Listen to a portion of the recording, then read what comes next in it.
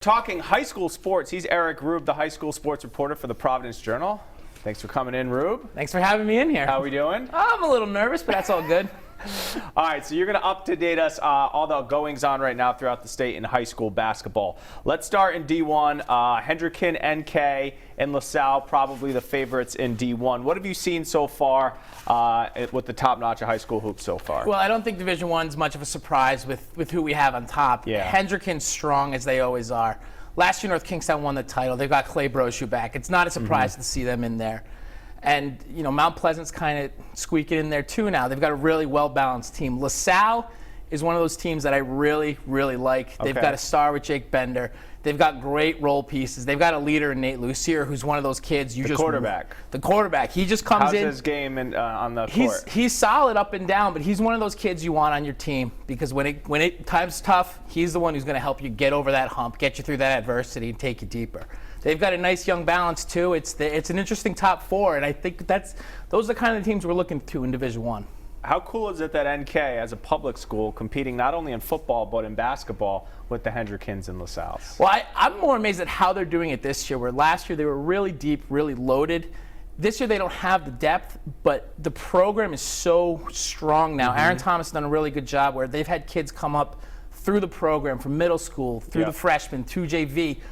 And those kids who are playing this year were kids who were on the bench last year. So they've had no problem just coming in and getting the job done for this team. Yeah, Don Coyne told me about 5 years ago that you wait till my sons in high school, they're going to be really good. Jeff's not a bad little player, really good defensive player, one of those kids they're going to need come tournament time. All right, what's going on in Division II? Division II is wild. Just an absolute mess of a division because from top to bottom it's so strong. You've got teams that have really good individual superstars. You look at Shea with Erickson Bands.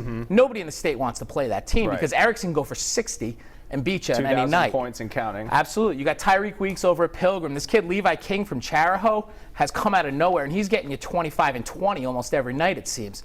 Those are the teams you want to avoid in tournaments because you go to that one kid, he can carry you through. But then you look at Portsmouth, they're loaded. They've got Benny Hurd, who's apparently great at every sport he plays. Justin Parsons is a stud, too. They've been scoring and scoring and scoring. That's hard to stop when teams are putting up 80 every night. You get a team like that. You get Cranston West with Jared Olson and kind of the depth that they have. They're a good team.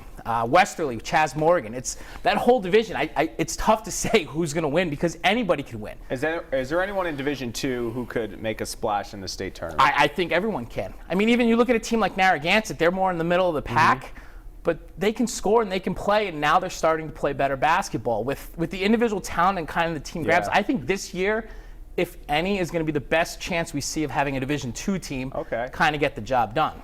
I know for a Division II team, winning the state tournament is more important than winning Division II. But for a Division I team, would they tell you winning the D1 state title or the state tournament is more important? I think everyone in Division I wants to win the state championships. They want to be the overall state champ. Those D2 teams, they kind of want to win Division II, and they're happy to be there.